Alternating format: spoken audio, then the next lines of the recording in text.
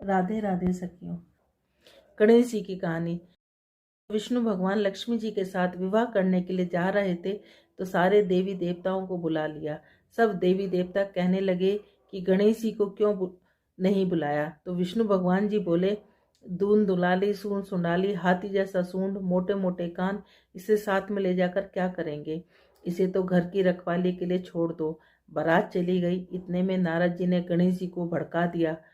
आपको साथ ले जाने में से बारात बहुत बुरी लगी, इसलिए आपको यहाँ छोड़ दिया। इससे गणेश जी को बहुत गुस्सा आया और सारे चूहों को आज्ञा दे दी कि सारी जमीन खोखली कर दो।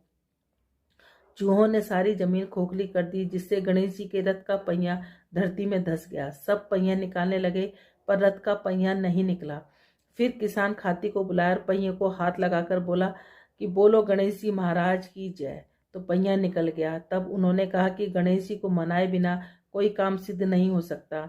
आप सबसे पहले गणेश जी का विवाह रिद्धि सिद्धि के साथ करो, बाद में विष्णु भगवान का विवाह लक्ष्मी जी के साथ करो। गणेश जी महाराज ने जैसे भगवान के कार्य सिद्ध किए वैसे हम सबके करें। बोलो गणेश जी महाराज की, बोलो लक्ष्मी माता की जय। एक ब्राह्मण था, हर रोज पीपल में जल चढ़ाने जाता।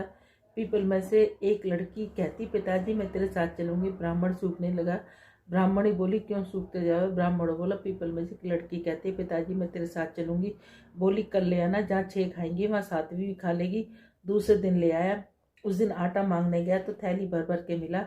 आटा छानने लगी। बोली, माँ मैं छानूंगी ना। पावनी बेटी धोली हो जाएगी ना, मैं तो छानूंगी। उसने छाना, परात भर गई। खाना बनाने में लगी। तब मैं भी बोली, माँ मैं बनाऊंगी। माँ बोली, ना बेटा तेरी उंगली चल जाएगी। ना माँ, मैं ही बनाऊंगी। रसोई में 36 प्रकार के भोजन बनाए। सबने पेट भर भर के खिलाया। दूसरे दिन और दिन भूखे रहते थे, उस दिन पेट भर के खाया। अब थोड़ी देर बाद उनका भाई आया, बोला, जीजी मुझे भूख लग गया, रोटी खाऊंगा। बहन सोच में पड़ गई, सबने खा लिया, कहाँ से खिलाऊंगी। बेटी बोली, माँ क्या बात है, तेरा मामा है, रोटी खाएगा। रसोई में गया, 36 प्रकार के भोजन बनाए, लाकर मामा को जिमा दिया। जीजी ऐसा भोजन मैंने कभी ना खाया जैसा आज खाया। भाई तेरी पावनी भांजी आई, उसने बनाया था। मामा खाकर चला गया। शाम हुई और बोली, माँ चौकी पर दीवा जलाकर बैठा दो, मैं कोठी में सोऊंगी। ना बेटी तू डर जाएगी ना, मैं तो कोठे में ही सोऊंगी। कोठे में सो गई। आधी रात को उठी, चारों तरफ आँख फिराई, धनी धन हो गया, जाने लगी। बाहर बूढ़ा ब्राह्मण सो रहा था। बेटी तू कहाँ चली। माँ वह बोली, मैं तो लक्ष्मी माता हूँ, इसके घर 6 बेटी थी, दरिद्र दूर करने जाई, तेरा ने करवाया, तू भी करा ले। उसके घर में चारों तरफ आँख फिराई, धनी धन हो गया। सवेरे उठकर ढूंढने लगे, पावनी बेटी कहाँ गई। ब्राह्मण बोला, वह तो लक्ष्मी माता थी, तेरे साथ साथ मेरा भी दिल दर्द दूर करी है। लक्ष्मी माता जैसे उसके दिल दर्द दूर करे वैसे कहते सुनते सबके करना, और हमें और हमारे परिवार के सबके करना। बोलो महामास की कथा। बोलो महामास की जय।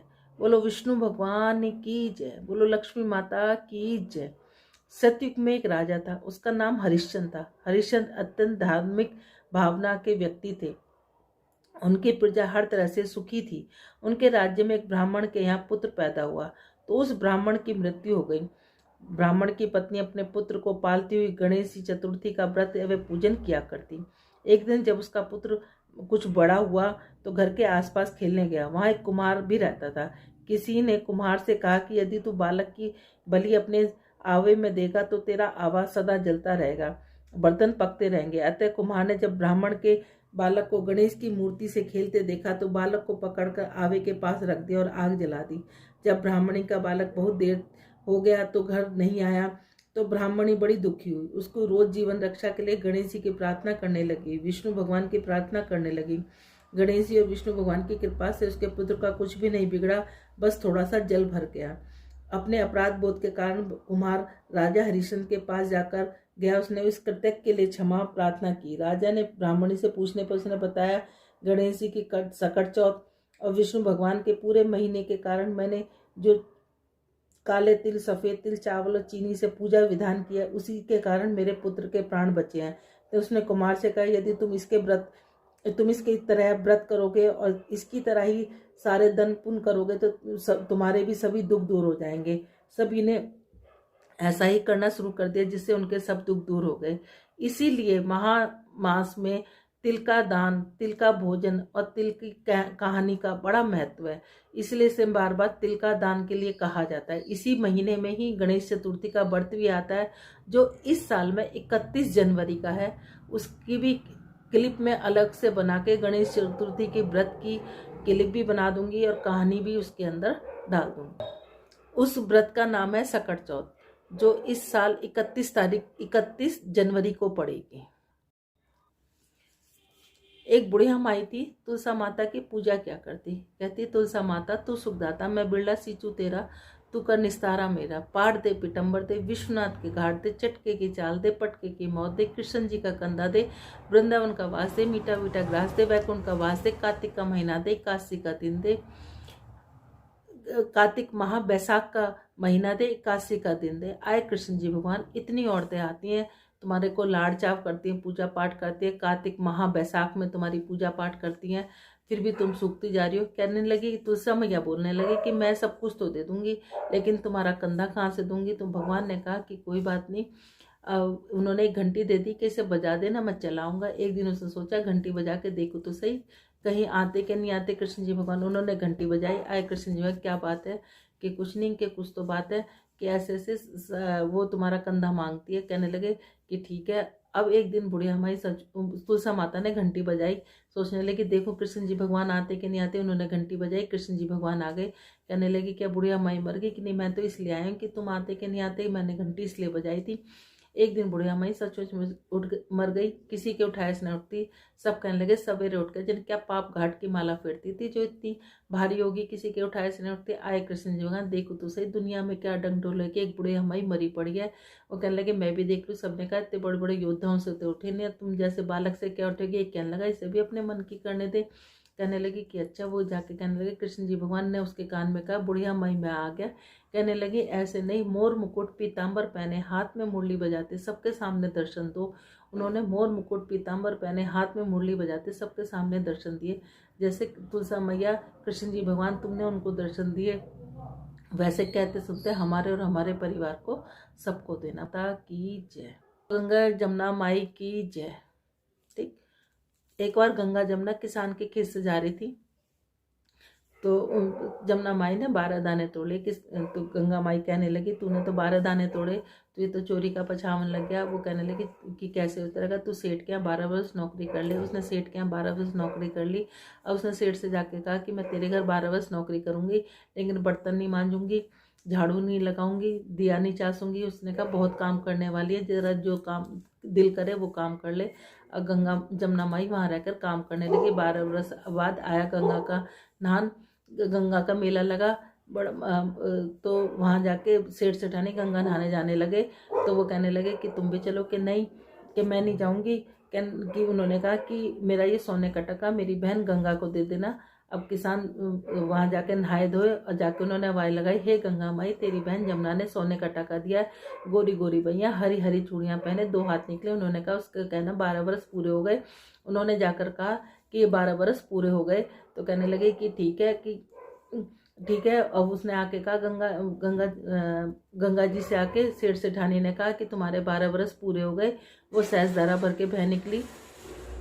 सेठ सेठानी बड़ा दुख मनाने लगे, औंधे पड़ गए कि हमसे तो बड़ा दोष लग गया हमें तो, क्योंकि हमने जमुना माई से काम कराया। अब गंगा माई ने पूछा कि तूने कुछ कह के आई है, धीरज बंधा के आई। न मैं उन्हें कुछ कह के आई, न धीरज बंधा के आई। जाओ उन्हें कह के आना, धीरज बंधाना, कहना तुम्हारा कोई दोष नहीं है, 7 जन्म 7 पीढ़ी तुम्हारे घर में अन्नपूर्णा लक्ष्मी सरस्वती का वास होगा। जैसे गंगा जमुना मैया तुमने उनको दिया, वैसे कहते सुनते हमें और हमारे परिवार को सबको देना। बोलो गंगा माई की। बाद हमें वार की कहानी कहनी है। ये 5 कहानी हमें डेली कहनी है। उसके बाद हमें महात्म कहना है। यही करने से ही हमें ये पूरे माह के महात्म का पूरा हमें फल मिलेगा। शनि महाराज की जय। एक ब्राह्मण पूजा पाठ करने जाते, रास्ते में शनिचर महाराज मिले। ब्राह्मण बोला शनि महाराज कहाँ जा रहे हो। शनिचर बोला राजा के यहाँ लगने जा रहा हूँ। ब्राह्मण बोला राजा के लगेगा, शादी प्रजा दुखी होगी इसलिए मेरे लग जाए। शनि महाराज बोले कितने साल लगूंगा। ब्राह्मण बोला 7 साल की ना उठी जाए, 5 साल की ना उठी जाए, 2.5 साल की ना उठी जाए, 1.25 साल की ना उठी जाए। जब ब्राह्मण ने 1.25 पैर की उनकी शनि महाराज की दशा उठ ली और नदी के किनारे जाकर बैठ गया, आसन बिछाकर पाठ करने लगा। नदी में 2 मतीरे बह जाए तो उसे निकाल कर घोड़े के नीचे रख लिए। वह मतीरे राजा के लड़के का सिर बन गए। उसके पास जाकर शनि महाराज आए, आकर बोले कि ब्राह्मण राजा के लड़के का सिर काट कर रख लिए। तो ब्राह्मण ने कहा किसी से मत कहना, मेरे को शनि की दशा लगी। शनि ने 1 से कई 2 से कई सारी नगरी में फैल गई। बोला ब्राह्मण को सूली पर चढ़ा दो। सोने की गड़वाई वो टूट गई, चांदी की गड़वाई वो टूट गई, तांबे की गड़वाई वो टूट गई, लोहे की गड़वाई वो टूट गई। जब और जो गड़वाए वही टूट जाए। इतनी देर में 1.25 बीत गया। राजा के लड़के खेलते खेलते आ गए। रानी बोली, महाराज ब्राह्मण को सूली पर तो न चढ़ा दिया, जाकर देखो तो सही हमारा पाप कैसे उतरेगा। राजा ने जाकर देखा, ब्राह्मण पाठ कर रहा। राजा ने पूछा, ब्राह्मण क्या ज्ञान विज्ञान जानता है? ब्राह्मणों में मैं कुछ नहीं जानता, मैं तो पाठ करने जा रहा था। रास्ते में शनिचर महाराज मिले। वह बोले, मैं राजा के लगने जा रहा हूँ। तो मैं बोला, राजा के लगेगा, सारी प्रजा दोगी, इसलिए मेरे लग जाए। शनिचर महाराज ने, कितने साल की लग जाए? मैंने कहा 7 साल की ना उठी जाए, 5 साल की ना उठी जाए, 2.5 साल की ना उठी जाए, 1.25 साल की ना उठी जाए। इसलिए मैंने 1.25 पैर की ले ली। 1.25 पैर में मेरे को शनिचर ने ऐसे रंग दिखाए। अब राजा कहने लगा, इसकी दशा कैसे होती है? ब्राह्मण ने कहा, राजा सोने का, चांदी का दान, तांबे का दान, लोहे का दान, पीतल का दान करे। राजा ने कहा, साहूकार तो कर देगा, गरीब कैसे करे? ब्राह्मण बोला, तेल की डलियो, गुड़ की डलियो डकौत को दे दे, 7 बार पीपल में जल चढ़ा दे। कह दे, शनि महाराज शनि महाराज का सोटा कभी ना आवे टोटा। शनि महाराज की घड़ी घड़ी घड़ी से 70 बला टली। 7 बार पीपल में जल चढ़ाने से सारी बला टल जाएंगी। जैसे शनि महाराज उसकी बला टाली, वैसे कहते सुनते हमारे और हमारे परिवार की सबकी। 3रा अध्याय। तब राजा दिलीप कहने लगे, महाराज यह पर्वत कितना ऊंचा और कितना लंबा चौड़ा है? वशिष्ठ जी कहने लगे, 36 योजन, 1 योजन 4 कोस का होता है ऊंचा। ऊपर चोटी में 10 योजन चौड़ा और नीचे 16 योजन चौड़ा है। ये जो हरी, चंदन, आम, मदार, देवदारू, अर्जुन के वृक्षों से सुशोभित है। दुर्भिक्ष से दूर होकर इस सुंदर पर्वत को फल फूल और परिपूर्ण देखकर भृंगु वहीं रहने लगे। वहां पर कंदराओं, वनों और उपवनों में बहुत दिनों तक तप करते रहते। इस प्रकार जब भृंगु ऋषि वहां पर अपने आश्रम पर रह रहे थे तो एक विद्याधर अपनी पत्नी सहित पति रहित उतरा। विद्याधर अपनी पति रहित उतरा। वह अत्यंत दुखी था और भृंगु ऋषि को प्रणाम किया। ऋषि ने बड़े मीठे स्वरों से उससे कहा, है विद्याधर, तुम बड़े दुखी दिखाई दे रहे हो, इसका क्या कारण है? तब विद्याधर कहने लगा, महाराज, पुण्य के फल पाकर स्वर्ग व देव तुल्य पर शरीर पाकर भी मेरा मुख भ्राग जैसा है। यही कारण मेरा दुख का और अशांति का है। यह न जाने किस पाप का फल है। मेरे चित्त की व्याकुलता का दूसरा कारण भी सुनिए। वह ये मेरी पत्नी अति रूपवती, मीठा वचन बोलने वाली, नाचने गाने की कला में अति प्रवीण, शुद्ध चित्त वाली, 7 सुरों वाली, वीणा को बजाने वाली, जिसके अपने कंठ से गायक नारद जी प्रसन्न किया। नाना स्वरों से नाद से वीणा बजाकर कुबेर को प्रसन्न किया। अनेक प्रकार के नाच ताल से शिवजी महाराज भी अत्यंत प्रसन्न और रोमांचित हुए। शील, उदार रूप और यौवन की, स्वर्ण की कोई अप्सरा भी इस जैसी नहीं। कहाँ ऐसी चंद्रमुखी स्त्री, कहाँ में व्याग मुख वाला चित्त सदैव मेरे हृदय में जलाती है। विद्याधर के ऐसे वचन सुनकर तीनों लोकों की भूत भविष्य वर्तमान को जानने वाले दिव्य दृष्टि वाले ऋषि कहने लगे, हे विद्याधर, कर्म के विचित्र फलों को प्राप्त होकर ज्ञानी पुरुषों भी मोह को प्राप्त होते हैं। मक्खी के पैर जितने विष भी प्राण लेने वाला होता है। छोटे छोटे पापों का फल भी अत्यंत दुखदायी होता है। तुमने महामास की 81 का व्रत करके द्वादशी ने आने तक शरीर में तेल लगाया। इसी कारण पाप कर्म से व्याग हुए। 81 के दिन उपवास करके द्वादशी को तेल लगाने से राजा पुरवार ने भी कुरूप शरीर पाया। तब वे अपने कुरूप शरीर को देखकर दुखी होकर हिमाचल पर्वत पर देव सरोवर के किनारे रह गया। प्रीति पूर्वक शुद्ध स्नान कर कुशा के आसन पर बैठकर भगवान कमल नेत्र, शंकर, चक्र, गदा, पद्म को धारण करने वाला, पीताम्बरी पहने, वनमाला धारण के विष्णु का चिंतन करने वाला राजा पुरवाका ने 3 माह तक निराहार रह भगवान का चिंतन किया। इस प्रकार 7 जन्मों में प्रसन्न होने वाले भगवान राजा के 3 महीने के तप में भी अधिक प्रसन्न हो गए। महामास की शुक्ल पक्ष की काशी को प्रसन्न होकर भगवान ने अपने शंख के जल से राजा को पवित्र किया। भगवान ने उसके तेल लगाने की बात याद दिलाकर सुंदर देवताओं का सा रूप दिया, जिससे देखकर उर्वशी भी उसको चाहने लगी। राजा कृतकृत अपनी पुरी में चला गया।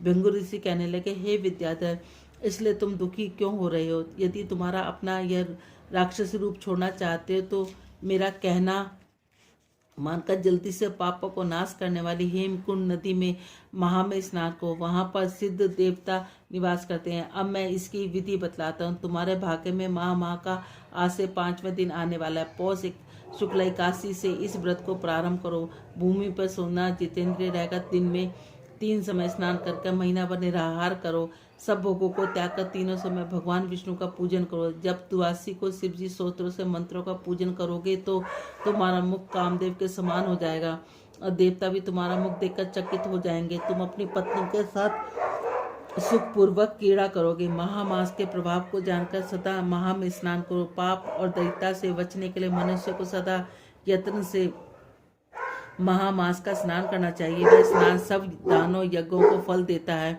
पापों का क्षय होता है। विशिष्ट कहने के राजा दिलीप की यह कथा भृंगु ने विद्याधर को सुनाई।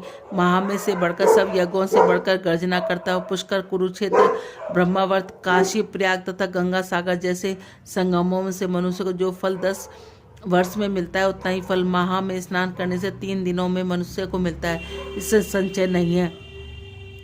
चिरकाल तक स्वर्ग में रहने की इच्छा करने वाले मनुष्य को सदा यत्न से महा में स्नान करना चाहिए। आयु, आरोग्य, धन, रूप, कल्याण, गुण प्राप्त करने वाले को महा का स्नान कभी नहीं छोड़ना चाहिए। स्नान करने वाला इस लोक से परलोक में सदा सुख पाता है। वशिष्ठ जी कहते हैं कि दिलीप भृंगु यह वचन सुनकर विद्याधर अपनी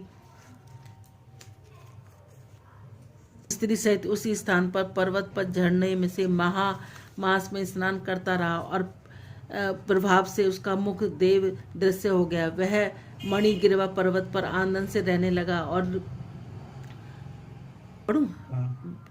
भृंगु जी के नियम की समाप्ति पर शिष्यों सहित इवा नदी के तट पर समाप्त हो गया। 3रा अध्याय समाप्त। बोलो राधे राधे।